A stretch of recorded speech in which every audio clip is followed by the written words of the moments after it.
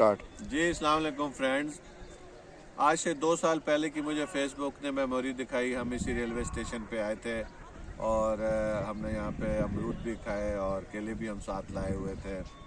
तो वो मेमोरी देख के मेरे अंदर ख्वाहिश पैदा हुई कि यार साल 2 गुजर गए तो आज फिर दोबारा जाना चाहिए। बाय चांस आज मौका बन गया, आज सनी शाइनी डे है तो जनाब हम अपने साथ माल्टे लाए थे। माल्टे हमने खा लिए हैं। कुछ लोग यहाँ गंडेरियाँ लाए हैं, उन्होंने गंडेरियाँ भी फेंकी हुई हैं। बहरहाल ये ऑर्गेनिक मैटर है, ये वेस्ट फेंकना नहीं चाहिए। हमने भी छिलके बैक साइड पे फेंके हुए हैं, हमें नहीं फेंकने चाहिए थे, लेकिन ये ऑर्गेनिक मैटर है, ये डिज़ोल्व हो जाता है एक तरह से उस ज़मीन को जो थोड़ा सा फ्रूटाइल भी कर देता है, ज़रखेज़ कर देता है।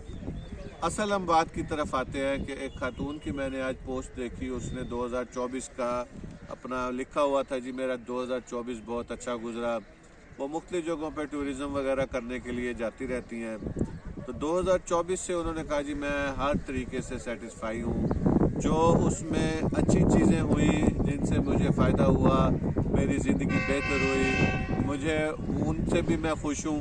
ये ट्रेन जनाब आ रही है, ट्रेन का व्यू ज़रा दिखा दें लोगों को।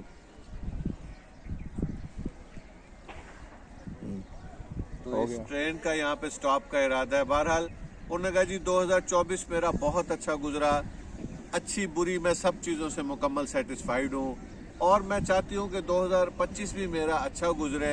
ज़ाहिर बात है ज़िंदगी है, इसमें तल्ख चीज़ें भी आएंगी और अच्छे खुशगवार चीज़ें भी आएंगी।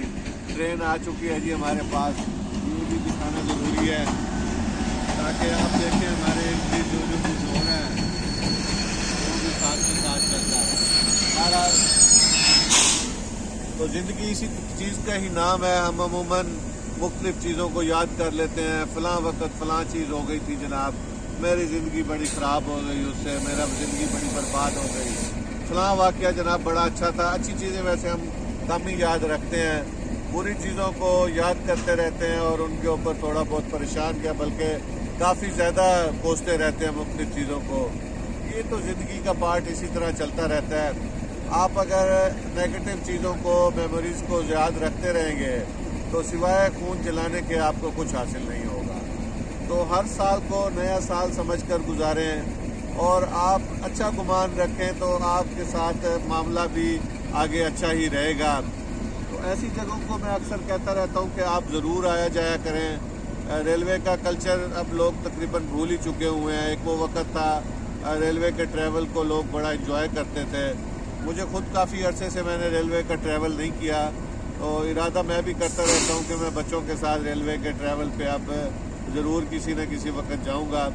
आपको भी जब मौका मिले चले ट्रैवल, अगर आप नहीं भी कर सकते तो ये हमारी कल्चरल प्लेस होती है रेलवे स्टेशन, आप इस कल्चरल प्लेस पर ज़रूर आया करें। एक बच्चों को इस नए कल्चर से भी रोशनास कराएँ कि जनाब ये हमारा रेलवे का कल्चर होता था।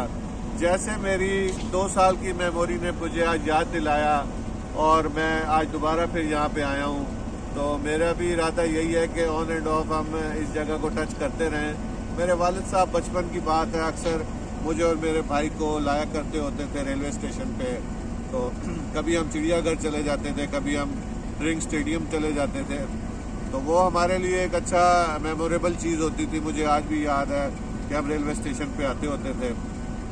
तो ऐसी मेमोरीज बच्चे याद करते रहते हैं, तो बच्चों को भी टाइम दिया करें। और ख़ास तौर पे आपकी नज़र में स्टेशन पे आना बिल्कुल एक बेकार सी एक्टिविटी हो सकती है, लेकिन फ़ीमेल आपकी वाइफ और बच्चों के लिए ये एक बड़ी अहम यादगार बन सकती है। अपना ख्याल रखिए, जीते रहे, खुश रहें। Thank you.